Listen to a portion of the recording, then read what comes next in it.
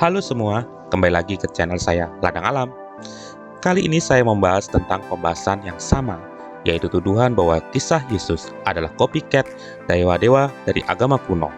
Dalam pembahasan kali ini, soal Mitra yang merupakan dewa kaum Zoroastrianisme di Iran kuno yang dianggap sebagai sumber peniruan Yesus, selain Horus dan Nimrod. Sebelum kita masuk di dalam pembahasan, jangan lupa ya sahabat Ladang Alam, untuk mensubscribe channel ini. Jangan lupa di like, di komen secara positif ya, agar saya semangat untuk membahas hal-hal lainnya. Dan jangan lupa nyalakan tombol loncengnya, agar sahabat Ladang Alam selalu mendapatkan update terbaru dari channel ini. Sebelum kita bahas soal Mitraisme atau kepercayaan yang mendewakan Mitra, sebaiknya kita awali dengan agama induk, yaitu Zoroastrianisme atau biasa disebut Zoroaster. Nanti di dalam pembahasan yang lain, kita akan kupas Zoroastrianisme ya sahabat Ladang Alam. Agama ini muncul pada tahun 1500 sebelum Masehi sampai 1200 sebelum Masehi. Lebih muda dari agama Babilonia yang memiliki dewa Nimrod yang pernah kita bahas dalam pembahasan sebelumnya. Diawali oleh ilham yang didapat oleh Nabi Zarathustra yang meyakini bahwa hanya ada satu Allah dalam dua wujud, yaitu Allah yang baik yang biasa disebut Ahura Mazda dan Allah yang jahat, yaitu Ahriman. Ahura Mazda yang menciptakan alam semesta dan segala kebaikannya, dan Ahriman berusaha merusaknya dan menghancurkannya. Setiap peperangan yang dilakukan Ahura Mazda dengan Arga-mainyu, yang merupakan perwujudan kekuatan dari Ahriman, terjadi setiap saat, sehingga terciptanya siang dan malam. Dan pada setiap 1000 tahun, akan lahir seorang juru damai yang mendamaikan kedua kekuatan tersebut. Dan terdapat hukum yang mengakibatkan keseimbangan antara siang dan malam. Juru damai disebut Saus Hanyan yang bertugas sebagai penyelamat dan pemerintah di bumi. Maka lahirlah seorang dewa yaitu Mitra. Dalam kisah mitologi ada 3 penuturan soal dewa Mitra. Yang pertama itu versi Zoroastrianisme, yang kedua itu versi Iran, dan yang ketiga itu versi India. Tetapi dalam kali ini saya hanya menjelaskan 2 kisah Mitra saja ya teman-teman. Dalam agama Zoroastrianisme yang dikisahkan oleh Nabi Zarathustra, bahwa dewa Mitra lahir dari keinginan para dewa untuk mendapatkan kedamaian. Karena peperangan yang terus terjadi yang dilakukan Ahura Mazda dan Ahriman, sehingga mereka merencanakan agar lahirnya seorang juru damai. Maka dari sebuah pohon suci di tepi sungai para dewa berkumpul, maka lahirlah Mitra dari sebuah batu besar. Mitra lahir membawa obor dan anak panah.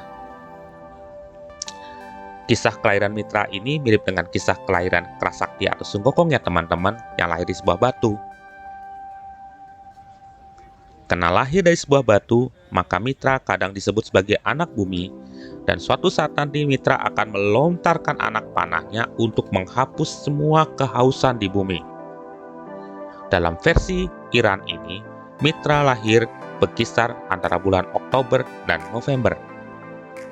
Berbeda dengan kisah Mitra versi Romawi, dikisahkan bahwa dewa tertinggi Ahura Mazda menghampiri seorang dewi bernama Anahita, sehingga perempuan itu hamil dan melahirkan Mitra yang membawa obor dan pisau.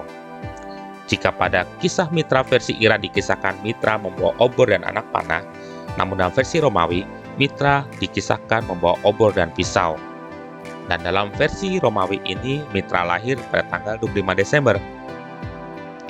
Di dalam versi Romawi, dikisahkan bahwa Mitra menangkap seekor banteng suci yang merupakan lambang kekuatan dari vitalitas, yang diciptakan oleh Ahura Mazda agar menyerap sinar kosmik sehingga sinar kosmik tersebut tidak membakar semua manusia di bumi. Tetapi karena banteng tersebut memakan dengan rakusnya seluruh sinar kosmik alam semesta, maka banteng itu tumbuh dan tumbuh terus menjadi seperti raksasa. Maka Mitra ditugaskan untuk menjaga banteng tersebut. Mitra menangkapnya dan meletakkan dalam sebuah gua. Suatu saat banteng itu lari dan mengamuk sehingga hampir menghancurkan seluruh bumi. Dengan terpaksa, Mitra menggunakan pisau ajaibnya yang dibawanya saat lahir untuk membunuh banteng surgawi. Lalu Mitra banyak melakukan kisah peperangan, hampir kisahnya menyaingi kisah kepahlawanan Hercules dalam versi Yunani. Dia memimpin para Yasada atau dewa untuk mengalahkan naga berkepala 3, Asidahaka namanya, yang merupakan ciptaan Argamainyu. Di akhir kisah, Mitra naik ke langit menggunakan kereta api yang dikendarinya sendiri dan menjadi dewa matahari. Dia melintasi langit sepanjang hari menggunakan kereta untuk memastikan keseimbangan antara Asura Mazda dengan Ahriman dengan menjaga siang dan malam. Sehingga Dewa Mitra disebut juga sebagai Dewa Matahari, Dewa Penjaga Hukum, Dewa Pemelihara, dan Dewa Perantara, karena dia perantara antara kebaikan dan kejahatan. Dan berikut adalah beberapa klaim yang digunakan oleh para pengkritik Kristen yang menganggap bahwa Mitra sama seperti Yesus, yaitu yang pertama, Mitra lahir pada tanggal 25 Desember di sebuah gua, lahir dari seorang perawan, dibungkus kain pembalut, diletakkan di palongan, dan dikunjungi oleh para gembala. Yang kedua, Mitra mempunyai 12 murid, melakukan mukjizat, dan mengorbankan dirinya untuk kebaikan dunia. Yang ketiga, naik ke surga dengan kendaraan matahari. Yang keempat, dipandang sebagai gembala yang baik, jalan kebenaran, dan pemberi jalan. Yang kelima, diidentifikasikan sebagai anak domba, menekankan pembaptisan dan hari Minggu sebagai hari sucinya. Dan yang keenam, mati dibunuh untuk menebus dosa manusia, bangkit pada hari ketiga, dan akan datang kembali setelah kiamat. Hal-hal yang disebutkan tadi menjadi dasar klaim yang dianggap otentik bagi para penganut Mitranisme pada peristiwa kelahiran dan kematian Kristus yang memiliki kisah yang hampir sama. Maka di dalam buku Mithraic Studies, Proceeding the First International Congress Mithraic Studies, disebutkan Mitra adalah dewa yang memberikan penghakiman bagi manusia yang melakukan kejahatan. Mitraisme muncul pada tahun 1400 sebelum Masehi di Iran. Lalu pada buku yang ditulis Franz Cumont, The Mysteries of Mitra, yang ditulis pada tahun 1950, dikisahkan bahwa Mitra versi otentik yaitu versi Iran dan versi Romawi sama sekali tidak berhubungan. Hanya ada kesamaan nama saja. Kesamaan nama itu terjadi kemungkinan karena ada inkulturasi budaya Iran yang masuk ke dalam budaya Romawi saat itu. Artinya, walaupun memiliki nama yang sama, kedua kisah itu berbeda satu sama lain.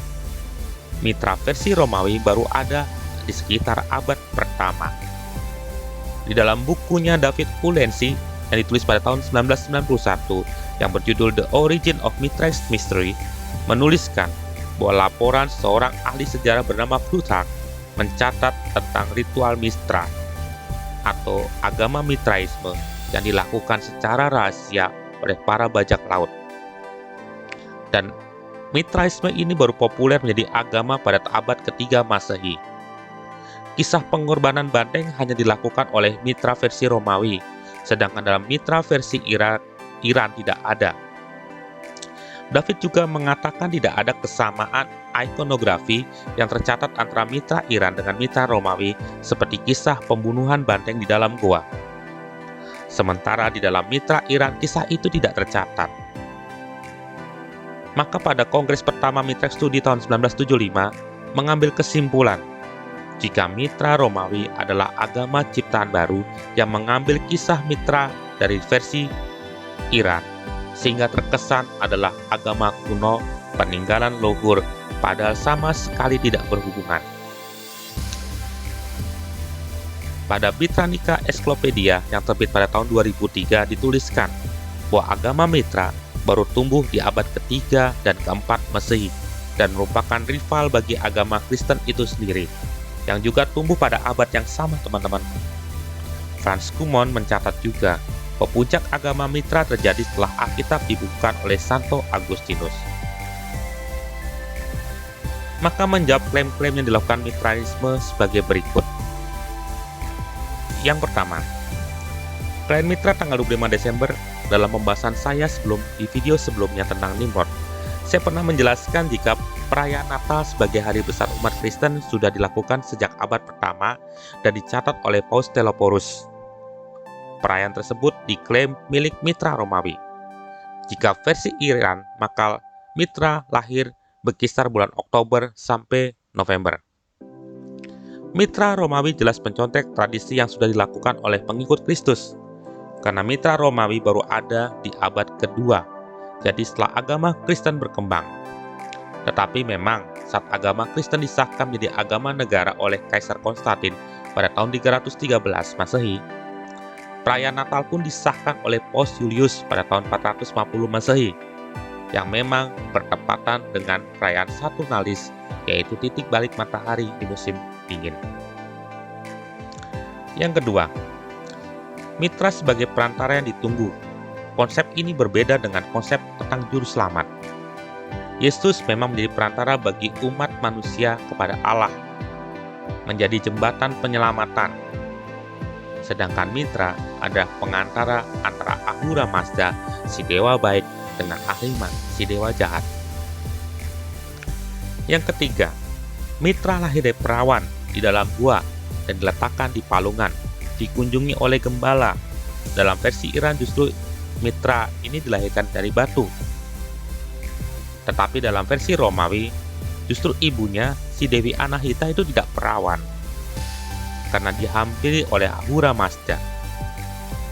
Karena Anahita seorang dewi surga, dewi air atau dewi kesuburan, tidak ada kisah yang mencatat bahwa Anahita melahirkan di dalam gua, di atas palungan, dan dikunjungi gembala di dalam versi ini. Polemik ini justru muncul dalam karya seorang anak SMA pada tahun 1993 bernama David Wingwood, tanpa bukti-bukti otentik. Karena hanya karangan saja teman-teman. Dia mengarang hanya untuk karangan tugas sekolah semata. Yang keempat, mitra mempunyai 12 murid, melakukan mukjizat dan mengorbankan dirinya untuk kebaikan dunia. Baik dalam versi Iran maupun Romawi tidak pernah digambarkan bahwa mitra adalah seorang guru agung yang memiliki 12 murid. Kesimpulan 12 murid mungkin didapatkan di dalam ukiran atau lukisan mitra yang dikelilingi 12 zodiak Romawi. Sebenarnya itu hanya menunjukkan bahwa mitra si dewa matahari dikelilingi oleh bintang-bintang Romawi yang sebagiannya adalah bintang yang dikalahkan dalam perjalanannya. Misalkan Banteng Suci menjadi rasi bintang Taurus. Tidak pernah dikisahkan mitra melakukan keajaiban.